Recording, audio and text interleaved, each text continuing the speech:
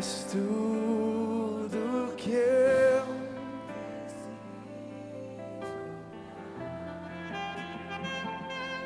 me lanço aos teus braços, onde encontro meu refúgio. Diga mais uma vez.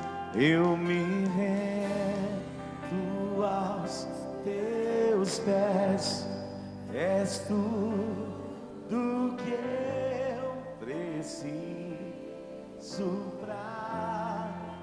Você pode declarar essa verdade? Teus braços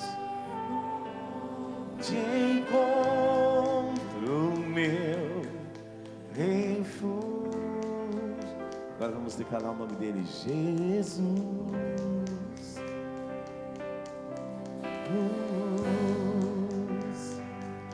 Eis-me aqui,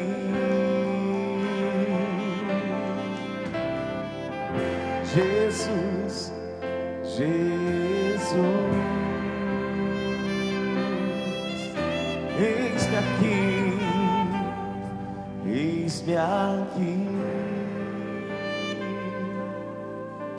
Glória a Deus. Dê um aplauso ao Senhor com todo o teu coração. Obrigado, Jesus. Obrigado, Jesus.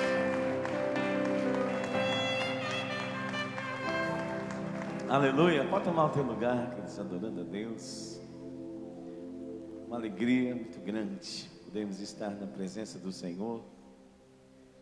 Podemos estar juntos como igreja dele nessa noite, nesse lugar. E o que é melhor, com toda a certeza de que Deus tem uma palavra no nosso coração nessa noite.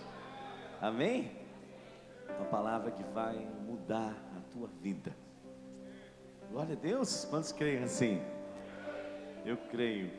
Vai mudar a tua história nessa noite. Amém? Glória a Deus. Abra comigo a tua Bíblia no Evangelho segundo Gênesis.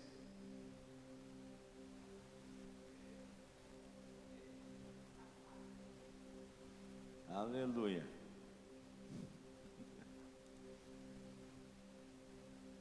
Gênesis capítulo 26.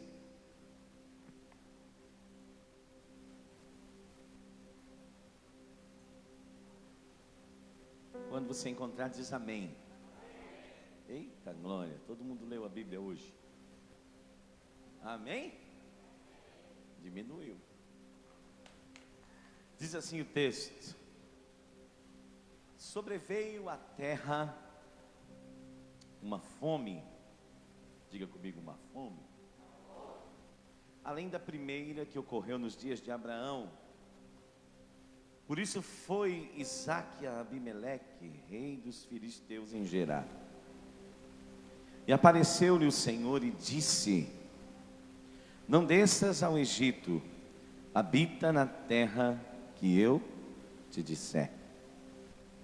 Peregrina nessa terra, e eu serei contigo, e te abençoarei, porque a ti e aos teus descendentes te darei todas estas terras, e confirmarei o juramento que fiz a Abraão, seu pai. Multiplicarei a tua descendência como as estrelas do céu, e lhe darei todas estas terras, e por meio dela serão benditas todas as nações da terra.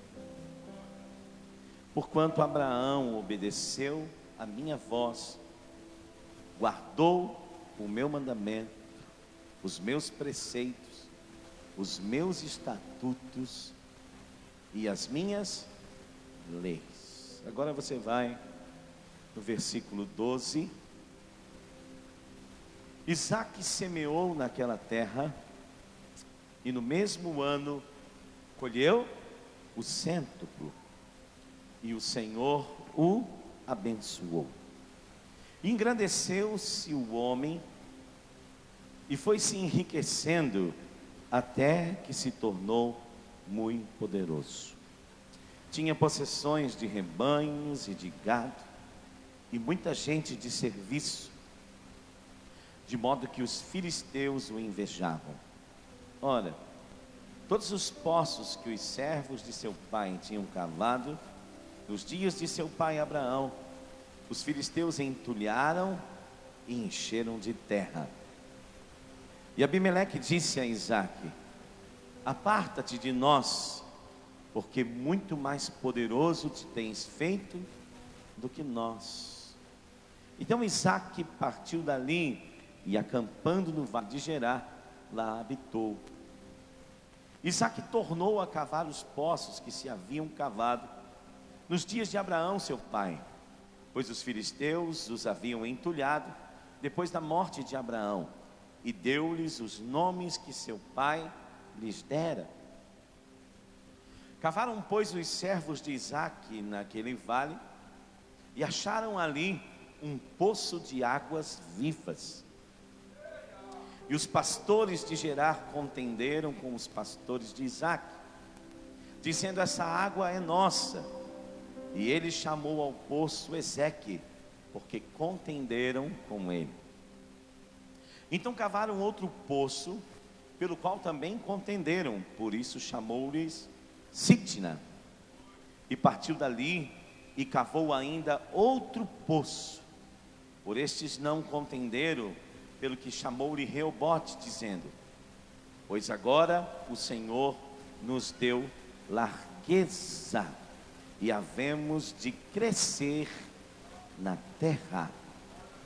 Depois subiu dali a Berseba, e apareceu-lhe o Senhor na mesma noite e disse: eu sou o Deus de Abraão teu pai, não temas, porque eu sou contigo, eu te abençoarei e multiplicarei a tua descendência, por amor do meu servo Abraão. Isaque, pois, edificou ali um altar e invocou o nome do Senhor. Então armou ali a sua tenda, e os seus servos cavaram um poço. Então Abimeleque veio a ele de Gerar com Alzate, seu amigo, e ficou chefe do seu exército. E perguntou-lhe Isaque: por que viestes ter comigo, visto que me odiais e me repelistes a vós? Responderam eles: temos visto claramente que o Senhor é contigo, pelo que dissemos: haja agora juramento entre nós e ti, e façamos um pacto contigo, que não nos farás mal, assim como nós não te havemos tocado, e te fizemos somente o bem, e te deixamos ir em paz. Agora tu és o bendito do Senhor. Então Isaque lhes deu um banquete, e comeram e beberam. E levantaram-se de manhã cedo e juraram de parte a parte. Depois Isaque os despediu, e eles se despediram dele em paz. Naquele mesmo dia vieram os servos de Isaque e lhe deram notícias acerca do poço que haviam cavado, dizendo-lhe: temos achado água até aqui. Aleluia. Queridos, eu quero nessa noite deixar uma impressão no teu coração muito forte da parte de Deus acerca da importância do altar. Diga comigo: altar. Você já observou, nós conhecemos muito, falamos muito, pregamos muito. Particularmente eu falo muito da vida de Abraão, mas você já observou que nós não falamos tanto assim no que diz respeito à vida de Isaque após a morte de Abraão. Falamos de todo o contexto de Isaque no que diz respeito à vida de Abraão enquanto vivo. Porém, Isaque tem uma vida não muito mencionada nas nossas pregações no que diz respeito a esse tempo. Por isso eu fiz questão de ler junto com você todo esse capítulo, o capítulo mais importante da vida de Isaque após a morte de Abraão. talvez você, como eu, não tenha mais o seu pai, mas quando meu pai partiu, uma sensação muito estranha tomou conta de mim, como se agora, mesmo que eu já era casado, já tinha filho, cuidava da minha vida, tudo, mas quando meu pai partiu, um senso de responsabilidade, assim, agora eu não tenho muito para onde correr, agora eu vou ter que tocar daqui para frente. Não é assim? Não sei se você já passou por isso, tomara que não, mas se passou, você sabe, e você tem que tocar a vida e tem que ir adiante por sua conta, mesmo que talvez seu pai seja um pouco ausente, mas ainda há um lugar para correr. E quando eu me vi diante dessa situação, foi assim que eu senti. Bem, é o que está acontecendo com o Isaac agora. Abraão partiu, e agora ele é o patriarca da família, e ele tem que tocar o barco, e justamente nesse tempo vem uma grande fome sobre a terra, exatamente como acontece com seu pai Abraão, quando chega na terra, e ele vai até esse vale, chamado de Vale de Gerar, e Deus manda que ele fique ali. Deus diz para ele: não vai para o Egito, mesmo que você esteja no vale, mesmo que no vale esteja difícil, mesmo que no vale haja fome, haja escassez de alguma coisa, Deus ainda diz: não vai para o Egito, não volta atrás, não desiste, não te relaciona. O Egito aqui, que diz, a simbologia bíblica a respeito dele é voltar ao mundo, deixar o evangelho, voltar atrás. Todos os grandes homens de Deus sempre lutaram contra isso.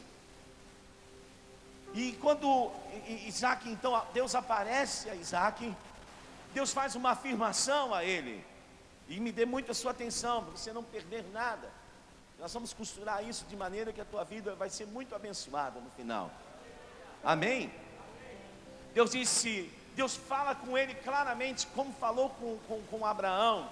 Deus agora fala com ele, diz: olha, eu sou o Deus de Abraão, teu pai. Como eu fui com teu pai, eu serei contigo. Lembra que eu falei a semana passada?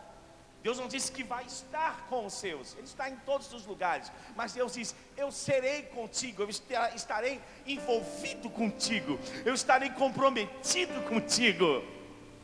É uma diferença muito grande entre estar e ser parte. Você já viu a igreja? Tem muitas pessoas que frequentam a igreja, e tem muitas pessoas que fazem parte da igreja. O que Jesus quer é que nós façamos parte. Ele não diz para Isaac assim: eu vou estar contigo, eu posso estar, posso não estar. Não, se nós estivermos nessa aliança, como eu tive com teu pai, eu serei contigo. Ou seja, o meu ser vai estar envolvido em todas as tuas causas, o meu ser vai estar envolvido no teu futuro, o meu ser vai estar envolvido em todas as tuas demandas. Eu serei, todo o meu ser, tudo que eu sou. Deus faz essa promessa linda para Isaac. Isaac vai tocar a vida, ele vai em Gerar. Acontece com ele, eu pulei o texto, a mesma coisa que acontece com o seu pai Abraão. Ele chega em Gerar, o rei dos filisteus. O pessoal olha a mulher de Isaac, em Rebeca, linda. Isaac chega lá sozinho, e ele diz assim: ó, vamos fazer o seguinte, vamos fazer de conta aqui que tu é minha irmã. Por quê?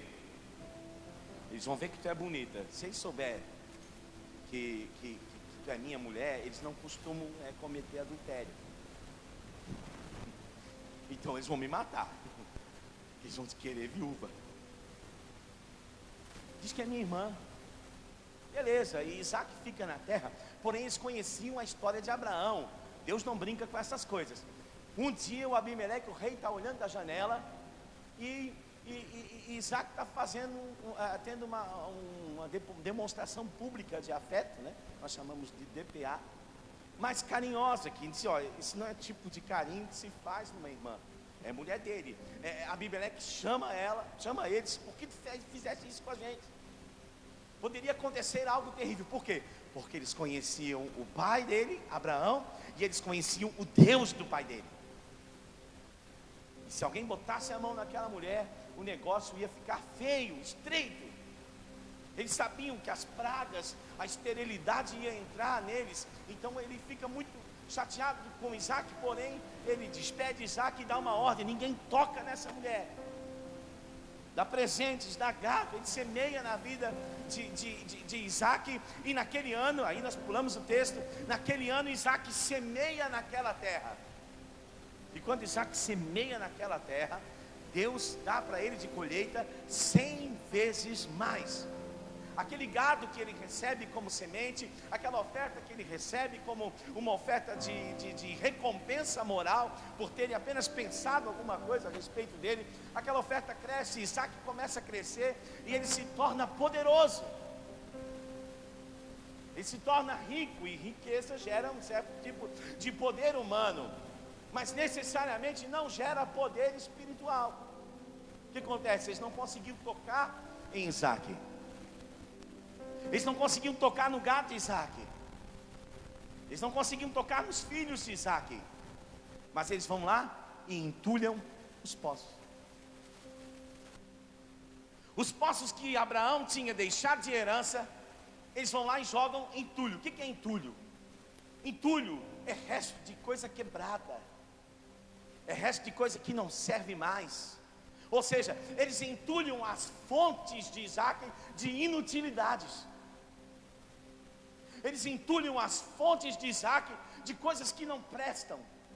Eles entulham as fontes, os poços de Isaac, para ocupar, para que não haja fluência de água naqueles poços. Então, se não há água, não adianta ter gado, não adianta ter plantação, não adianta ter nada, porque se não tem água. E observa, Isaac estava atrás, e o primeiro poço que ele encontra é um poço de água viva.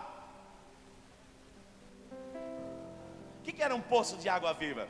Era um poço que não era uma cisterna, que não se abastecia apenas de água da chuva. Era um poço que tinha encontrado um veio de água subterrâneo. Sabe aquela água que Deus disse assim, uma parte vai para o céu, uma parte vai para o abismo? Ou seja, Deus tem recursos disponíveis no céu, Deus tem recursos disponíveis na terra. E Isaac procura uma fonte da terra, e ele está atrás. E cada poço que ele faz, os filisteus, por inveja, vão lá e entulham. O diabo tem inveja de você, e ele quer entulhar as tuas fontes. Ele sabe que se ele entulhar o teu relacionamento com Deus, pouco a pouco todas as coisas vão começar a secar. A tua plantação vai começar a secar, tudo aquilo que o teu culto vai começar a secar, a tua adoração vai começar a secar, vai ficar entulhada. Por quê? Porque a fonte está comprometida.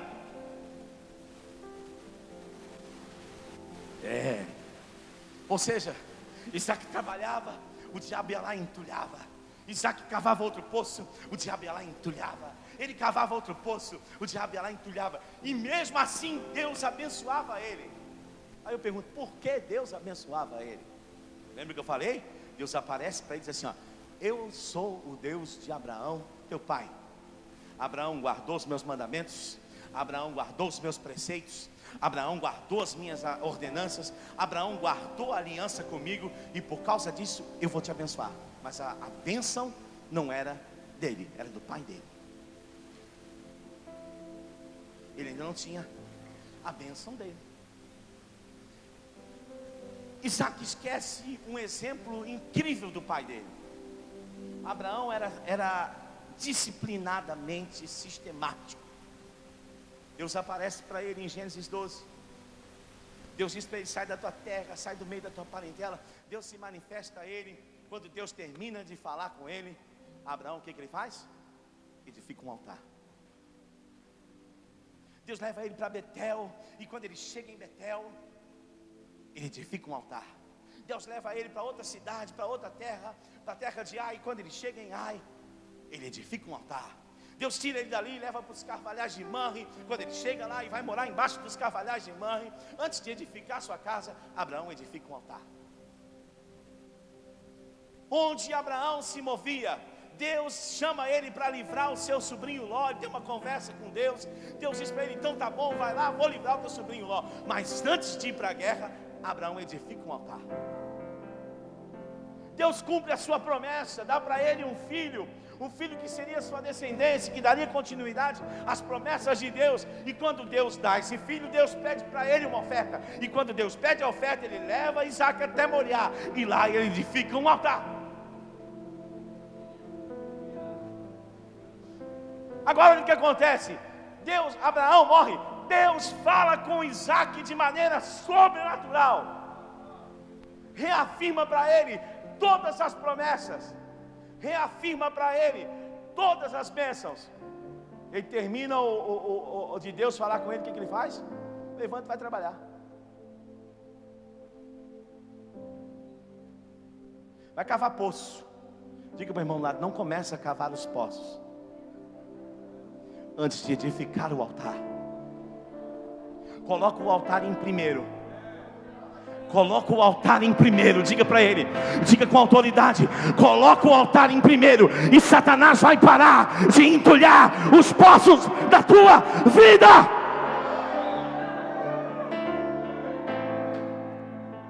Ele vai trabalhar, cava poço, o inferno vai lá e entulha. Começa tudo de novo, o inferno vai lá e entulha. Ou seja, ele tem muita bênção de Deus. Porém a oposição de Satanás é terrível. Por quê? Porque Satanás não está vendo autoridade. Diga assim de novo, só mais uma vez para o irmão do lado: Satanás pode tocar em tudo que é teu. Fala com autoridade, confia. Ele pode tocar em tudo que é teu, se Deus permitir. Agora ele só não pode tocar naquilo que é de Deus. Naquilo que é de Deus ele não pode tocar. Por isso tudo, o pastor Joel falou aqui, todas as áreas da nossa vida, primeiro nós passamos pelo altar. Porque quando nós passamos pelo altar, não é mais nosso, é dele. Está sobre o governo dele, está sobre o comando dele, está sobre a bênção dele. Está na hora de nós aprendermos, irmão. Eu estou pregando o ano inteiro isso.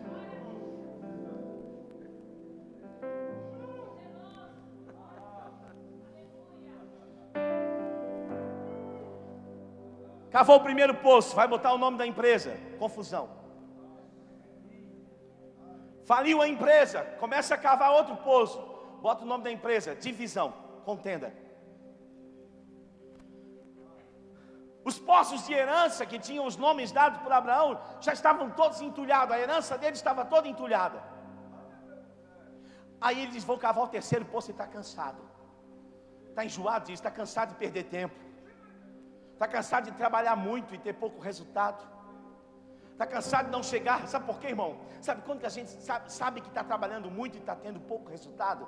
Quando nós trabalhamos, mesmo que você tenha feito alguma coisa que parece impressionante, mas dentro de você, o potencial de Deus está gritando: tem muito mais para você, tem muito mais para você, tem muito mais para você chegar. Aí sabe o que acontece? Mesmo colhendo muito, você não se sente satisfeito. Não é porque você quer mais, é porque Deus tem mais para você. É o potencial interior que fica insatisfeito. Eu estou fazendo muito, mas parece que tem mais. Eu estou chegando até longe, mas parece que Deus quer que eu vá muito mais. Eu estou tendo um certo impacto com a vida, mas dentro de mim parece que eu tenho mais longe para ir. Eu poderia estar indo mais longe, poderia estar produzindo mais, poderia estar ganhando mais almas, poderia estar fazendo mais para Deus. Aleluia. É por isso que fica aquela frustração interior. Isaac está cansado. Aí quando ele cava o terceiro poço, os empregados dele cavam o terceiro poço, ele disse assim: eu não vou deixar mais que o diabo bote nome nos meus poços.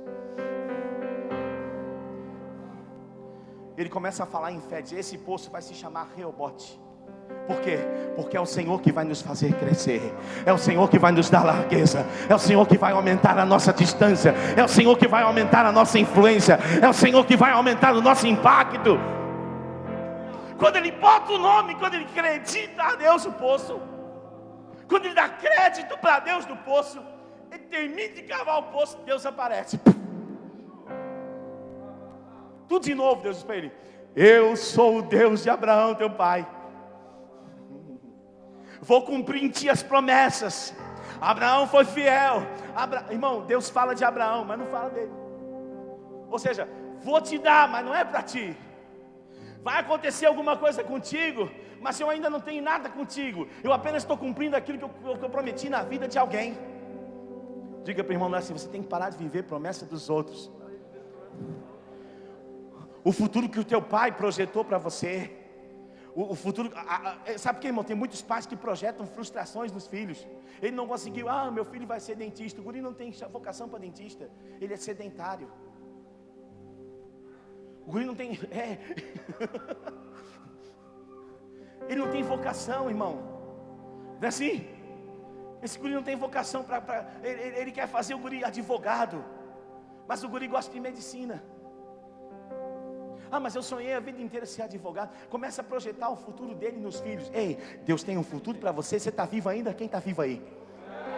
Então não desiste do futuro que Deus projetou para você. Não tenta, quem sabe vai ser nos meus filhos, quem sabe vai ser nos meus netos. Não, o futuro que Deus projetou para você, Ele vai cumprir em você. E o futuro que Ele projetou para os teus filhos, Ele vai cumprir nos teus filhos.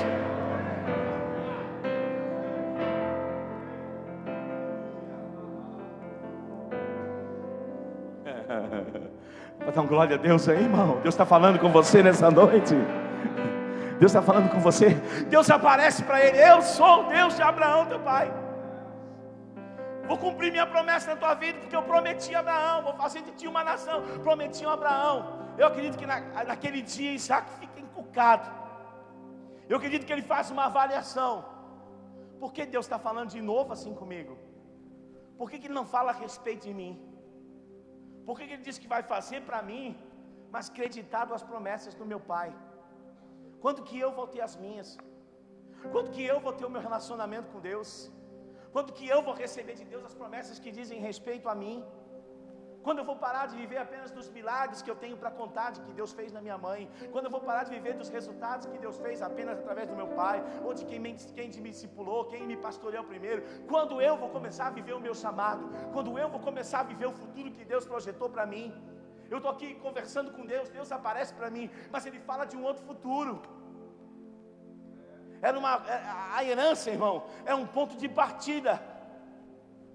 O pai que deixa uma herança está dizendo assim: eu estou deixando um patamar ainda mais alto para você andar. Se você trabalhar sério, se você trabalhar firme, você vai aumentar o potencial da tua família. A herança não é para você se acomodar e viver embaixo dela. A herança é um patamar mais alto para que você vá muito mais além do que você pensa ou imagina. Nós estamos me entendendo? Quando Deus termina de falar com ele, eu acho que Isaac tem ele tem uma revelação. Ele começa a juntar as pedras e logo em seguida ele faz um altar. Ele descobre o que estava acontecendo de errado com ele. Ele descobre o que estava faltando na vida dele. Naquele momento, Isaac começa a edificar um altar ao Senhor naquele lugar. E ali ele começa a adorar a Deus naquele altar, irmão.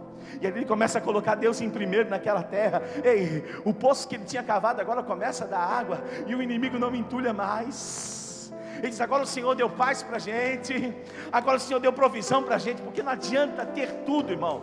Imagina, nesse estilo de vida que eles viviam, patriarcal, onde dependiam da criação do gado, da agricultura, toda a riqueza se movia disso. Podia ter tudo, se não tivesse água. Agora tem um problema: Deus é maravilhoso, só Deus pode dar água. Você pode ter tudo, mas só Deus pode dar água. E eu tenho uma coisa ainda melhor para dizer para você: a tua alma tem sede dessa água. Só que, irmão, a nossa alma não gosta de água morta. Pastor André abriu o culto aqui. Aquela mulher disse: uau, me mostra essa fonte, me mostra onde tu tens água viva, para que eu não tenha que voltar mais ao poço. Ou seja, se eu encontrar água viva, eu não tenho que mais ir no poço. Por quê? Porque agora o poço vai dentro de mim.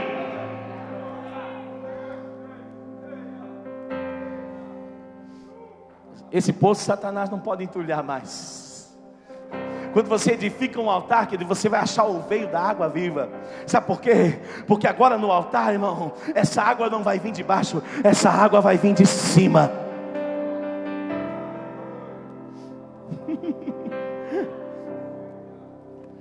Três coisas interessantes acontecem na vida de Isaac quando ele entende que de agora em diante o altar tem que estar em primeiro lugar na vida dele. Olha aí o versículo 25. Coloca para mim, Elaine, por favor. Isaac, pois, edificou ali um altar. E ele tem três atitudes. A primeira diz assim: e invocou o nome do Senhor.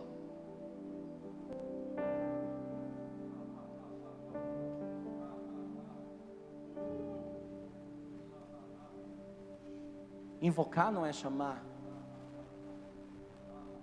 Invocar não é pedir. Invocar é sangue nos olhos, é paixão, é manifestar um desejo profundo interior de que as coisas não podem ficar da mesma maneira. Sabe o que ele está fazendo quando ele está invocando o nome do Senhor? Ele está dizendo assim: eu descobri porque que as promessas não se cumprem da maneira que eu sinto dentro de mim que elas deviam acontecer. Sabe por quê? Porque eu ainda não tenho a tua identidade. Eu sou apenas o Isaac, mas o Deus é o Deus de Abraão. O Deus ainda não é o Deus de Isaac. Você está entendendo? Intimidade com Deus não se transfere, irmão. Não se pode viver para sempre da unção que está sobre a vida dos outros.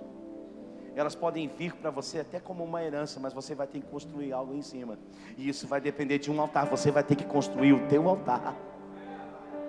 Deus pode passar para você promessas geracionais. Deus pode transferir unção para você ministerial, unções específicas sobre a tua vida. Mas não se pode transferir o altar. Você vai ter que edificar o seu. Era como se ele não tivesse um sobrenome. Então ele começa a construir um altar e ele começa a invocar o nome do Senhor. Era como se: Senhor, me dá o teu nome. Senhor, me dá o teu nome. No outro dia ele voltava no altar: Senhor, me dá o teu nome. Senhor, me dá o teu nome.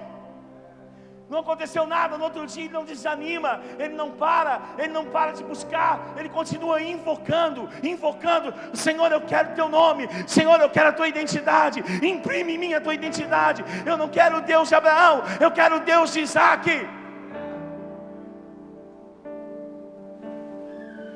Aí ele tem uma segunda atitude, olha para mim. Aí o negócio muda. Ele pega o altar, pega a sua tenda, a sua casa, e ele arrasta essa casa para perto do altar. Então deve ser isso, assim: eu vou trazer a minha casa, a minha família também vai estar no altar. O lugar que eu moro vai ser ao redor do altar. Aleluia. Eu vou viver ao redor do altar. Você lembra da promessa de Salmo 91? Aquele que habita no esconderijo do Altíssimo, a sombra do Todo-Poderoso descansará. Direi do Senhor, Ele é o meu Deus, o meu refúgio, a minha fortaleza. Quando eu trago a minha casa para o altar.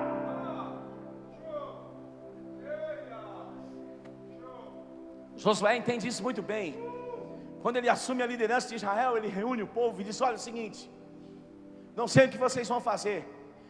Essa é a liderança, Bernardo, da igreja hoje. Nós não controlamos ninguém. Quer vir, quer ser frequentador, seja. Tem um crente pai separado, você já viu não? Já viu o crente pai separado? Só visita de 15 em 15 dias? Nós não controlamos ninguém. Josué, ele lidera dessa maneira. Ele diz assim: ó, eu não sei o que vocês vão fazer, não sei qual a decisão que vocês vão tomar, mas eu vou dizer uma coisa para vocês: eu e minha casa serviremos ao Senhor. Eu e minha casa vamos estar no altar. Eu e minha casa vamos ter aliança com Ele. Eu e minha casa não vamos arredar o pé de perto dEle. Vocês façam o que vocês quiserem.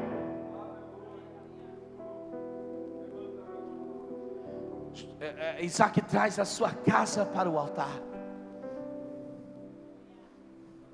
Isaac constrói a sua casa ao redor do altar. Mas ele não para aí, irmão. Estava cheio de poço agora que podia desentulhar. O poço dele agora, irmão, ele começa a cavar do lado do altar.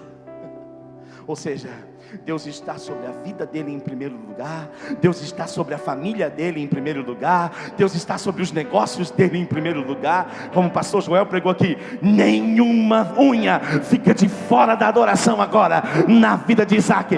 Tudo que vem da vida dele está construído e edificado no altar. Você sabe aquela pessoa que te viu na prova e não te ajudou? Pensa numa pessoa que te viu na prova e não te ajudou. Você não vai se vingar, não. Os filisteus tinham expulsado Isaac por inveja, por ódio. Você já teve inimigo gratuito? Pessoa que nunca te conheceu, nunca comeu um grão de arroz com você, mas não gosta de você, não conhece teu coração, não gosta de você por causa do teu cabelo. Não gostei do cabelo dela, não gostei do cabelo dele, não gostei do fato dele não ter cabelo, não gostei da roupa, do jeito dele vestir, não gostei do jeito dele falar. Não conhece teu coração. Tem alguma coisa espiritual aí. E eles expulsam Isaac por inveja. Imagina, irmão, cara na bênção de Deus. Eles tinham uma vaca, eles tinham uma ovelha, eles tinham um rebanho, e o deles dava 2, 3, 5, 10 por ano. Plantavam um pé de alguma coisa, o deles dava 2, 3, 5, 10. O de Isaac dava 100.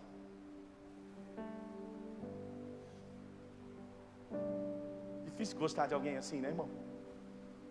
Sabe por quê? Porque tem gente que vive na crise, mas tem gente que vive em Cristo.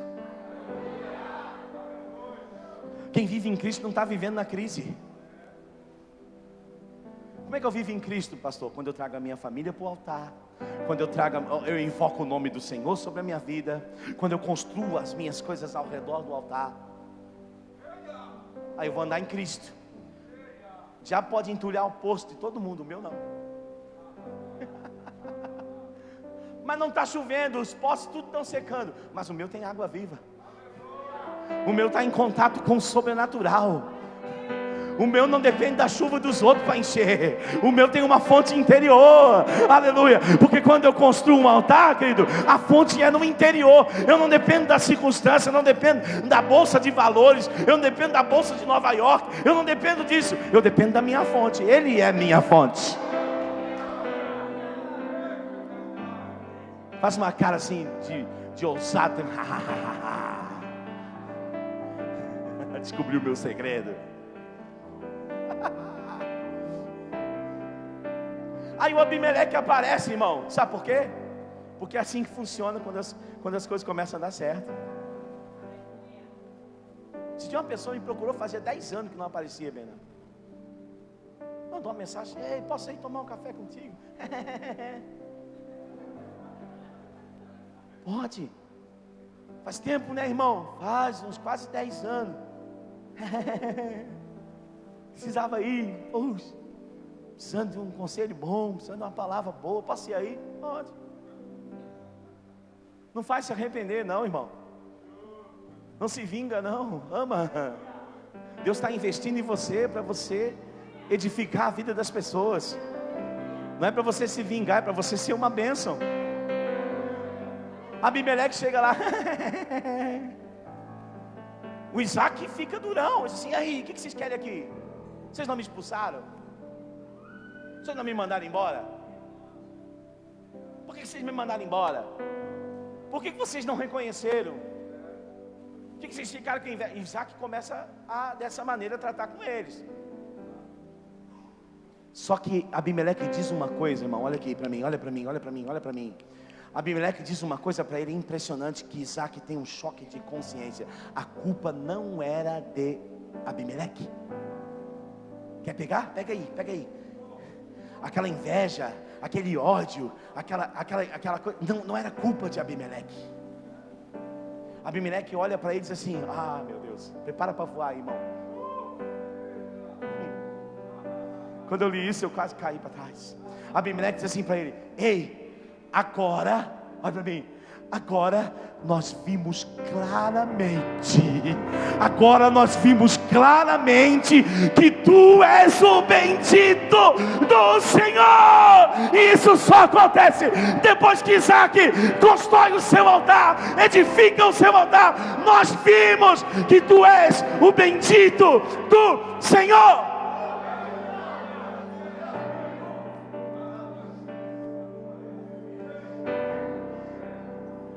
Você quer que as pessoas reconheçam o favor de Deus na tua vida? Você tem que botar Deus em primeiro. Você quer que as pessoas reconheçam a autoridade espiritual sobre a sua vida? Tem gente que fica: não me honra, não me honra, não me honra, não me honra. Ninguém honra quem não conhece o altar. Não há honra antes de haver altar. Sabe por que, queridos? Porque honra exigida não é honra. Honra tem que brotar do reconhecimento. Quando você edificar um altar bem quietinho, Jesus disse assim: ó, entra no teu quarto, fecha tua porta, fica lá. O teu pai que te vê em secreto, publicamente te recompensará. É de secreto, é no altar. Agora nós vimos claramente que tu és o bendito do Senhor. Agora nós reconhecemos quem tu és. Naquele momento, irmãos, Deus não é mais só o Deus de Abraão. Deus é o Deus de Abraão. E Deus é o Deus de Isaac. O nome do Senhor estava sobre ele. Aleluia. O nome do Senhor estava sobre ele. Sabe o que Isaac faz com aquele povo? Ele coloca a mesa. Deus chamou você para servir a mesa.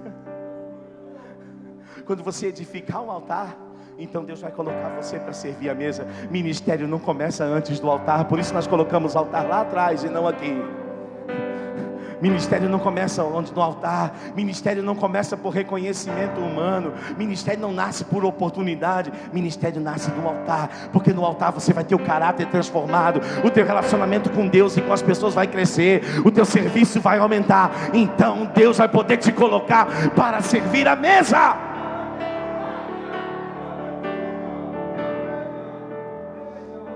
O reconhecimento é de Deus, é sobrenatural.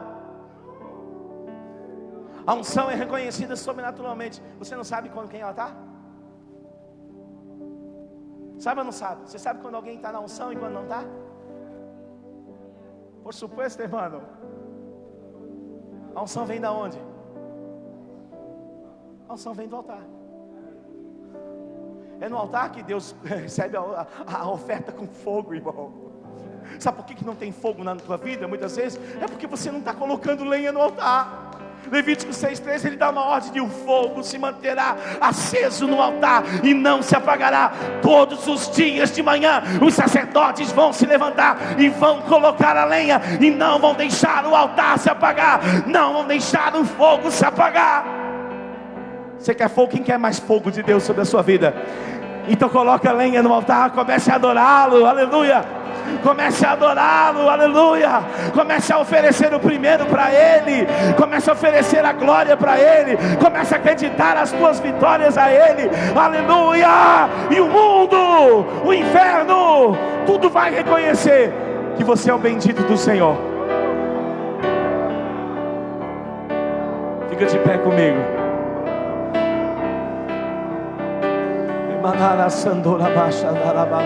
É mais, é mais. É mais, é mais, é mais, é mais, está mais longe, aleluia.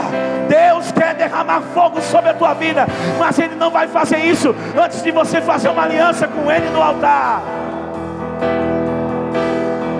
Eu quero orar por você nessa noite que entrou nesse lugar e entende, irmão, que deixou quase que o altar se apagasse, deixou quase o fogo se apagar, mas Ele diz para você: não deixa o amor esfriar, não deixa a paixão esfriar. Volta para o altar. aos teus pés me rendo, pois a tua glória quero ver.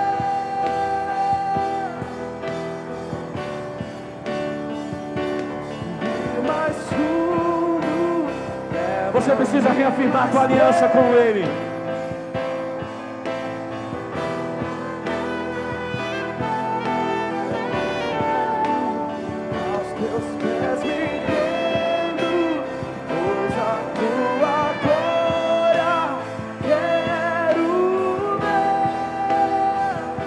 Diga para ele assim: tudo que eu mais quero.